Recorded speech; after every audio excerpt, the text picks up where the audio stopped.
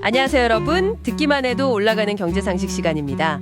오늘은 2025년 5월 현재 애플이 좀 여러 도전에 직면해 있는데요. 앞으로 전망은 어떨지 WSJ나 배런스 같은 여러 정보들을 좀 종합해서 깊이 있게 한번 파헤쳐 보겠습니다. 네, 애플을 둘러싼 이 복잡한 상황을 좀 명확하게 이해하는 게 목표입니다. 자, 그럼 바로 시작해 볼까요? 지금 애플이 마주한 가장 큰 어려움 중 하나, 이게 바로 인공지능 AI 경쟁력 문제 같아요. 그 WSA 보도를 보니까 구글이나 메타, 오픈 AI 같은 곳에 비해서요, 소위 그 생성형 AI 분야에서 좀 뒤처지고 있다, 뭐 이런 평가가 있더라고요. 네, 맞습니다. 근데 여기서 좀 흥미로운 점은요. 애플 내부적으로는 뭐 시리 성능 개선이라든지 아니면 사파리 같은 서비스에 AI를 통합하려고 막 추진 중이라고 해요. 그런데도 시장에서는 애플 AI 진짜 괜찮을까? 하는 의구심이 있다는 거죠. 이게 급변하는 AI 시대에 애플이 느끼는 압박감이랄까? 그런 걸 좀 보여주는 것 같습니다. 아, 그렇군요. 그리고 또 다른 큰 어려움, 이거 빼놓을 수 없죠. 미중 무역 갈등이랑 관세 압박이요. WSA에 따르면 새로운 관세 때문에 애플이 추가로 부담해야 할 비용이 거의 9억 달러, 우리 돈으로 1조 원이 넘는다고 하던데요. 이게 결국엔 제품 가격 인상으로 이어질 수도 있다는 거잖아요. 네, 그렇죠. 생산 기지를 뭐 인도나 베트남 이쪽으로 옮기려고 노력은 하고 있다지만 그게 쉽지가 않아요. 특히 고급 아이폰 모델 생산은 여전히 중국 의존도가 상당히 높거든요. 이걸 좀 더 넓게 보면요. 단순히 애플만의 문제가 아니에요. 지정학적 위험이라든지 아니면 공급망을 좀 여러 곳으로 나눠야 한다는 전 세계적인 흐름 속에서 애플이 겪는 어려움으로 볼 수 있죠. 그러니까 안정적인 생산이랑 비용 관리가 정말 그 어느 때보다 중요한 과제가 된 셈입니다. 아, 생산기지 이전하는 게 진짜 큰일이군요. 게다가 애플 성장 이끌던 핵심 동력 있잖아요. 그 서비스 부문. 여기 성장세도 좀 예전 같지 않다는 소식이에요. 더 모털리풀 자료 보니까 2025년 2분기 서비스 매출 작년보다는 한 12% 늘긴 했는데 이게 시장 기대치에는 못 미쳤다고 하네요.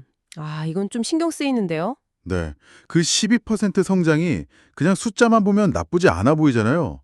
근데 애플이 이제 하드웨어 판매 둔화를 서비스로 만회하려고 기대를 많이 걸고 있었거든요. 그런 상황에서 시장 예상치를 밑돌았다는 건 좀 의미가 작지 않죠.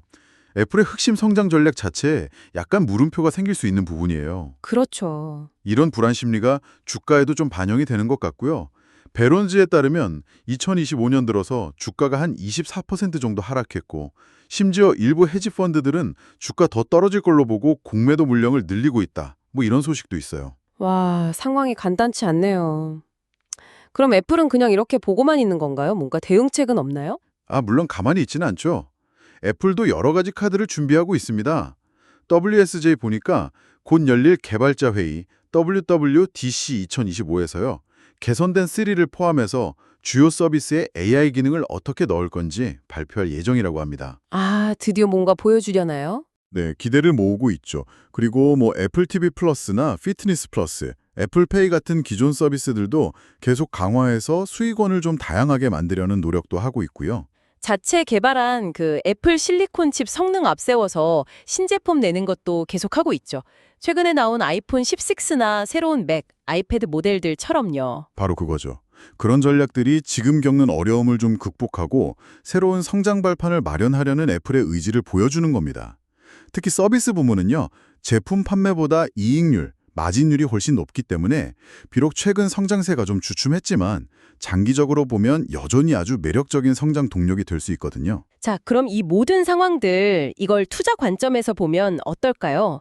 2025년 5월 9일 기준으로 애플 주가가 198.53달러인데 마켓빗 잔료를 보니까 분석가들의 평균 목표 주가는 235.80달러. 그럼 상승 여력이 좀 있어 보이긴 하네요. 근데 또 예측 범위를 보니까 최저 170달러에서 최고 300달러까지. 와, 이거 엄청 넓은데요? 불확실성도 크다는 뜻이겠죠? 네, 맞습니다. 그 예측 범위가 넓다는 것 자체가 지금 시장이 애플을 보는 시각이 얼마나 엇갈리는지를 보여주는 거죠. 그럼 이 모든 정보들을 종합하면 결국 우리한테 뭘 말해주고 있는 걸까요? 종합적으로 보면요. 애플은 여전히 강력한 브랜드 파워가 있고 충성도 높은 고객층도 탄탄하고 또 서비스 부문의 잠재력이라는 장기적인 장점은 분명히 가지고 있어요. 하지만 단기적으로는 넘어야 할 산이 정말 많은 것도 사실입니다. AI 경쟁 심화되는 거, 또 미중 무역 갈등 같은 불확실성, 그리고 성장세 둔화 우려 같은 것들이죠. 그렇죠. 그래서 결국은 애플이 내놓은 여러 전략들이 있잖아요. 이게 실제로 성과로 이어지는지, 그리고 시장은 또 어떻게 반응하는지 이걸 좀 신중하게 지켜볼 필요가 있다. 뭐 이런 결론에 이르게 됩니다. 네, 정리해보면 애플이 AI 경쟁력 강화, 또 복잡한 무역 환경 대응, 성장 둔화 극복이라는 상당히 만만치 않은 도전에 직면해 있군요. 하지만 AI 통합이나 서비스 확장, 혁신적인 신제품 출시 같은 적극적인 카드로 이 상황을 좀 헤쳐나가려고 하고 있고요. 네, 맞습니다. 그리고 이제 숫자나 전력 이런 걸 넘어서서요. 우리가 계속 좀 주목해야 할 본질적인 질문은 아마 이걸 겁니다. 다른 빅테크 기업들이 AI 분야에서 정말 빠르게 영향력을 키워가고 있잖아요. 이런 시대에 과연 애플은 자기들만의 그 혁신 프리미엄을 계속 지켜낼 수 있을까 하는 점이죠. 만약에 애플의 그 강력한 소프트웨어 생태계가 AI 기술 발전을 제대로 따라가지 못한다면 그 견고해 보였던 고객 충성도는 또 어떻게 변할지 이 점을 앞으로 계속 주시하는 게 중요해 보입니다.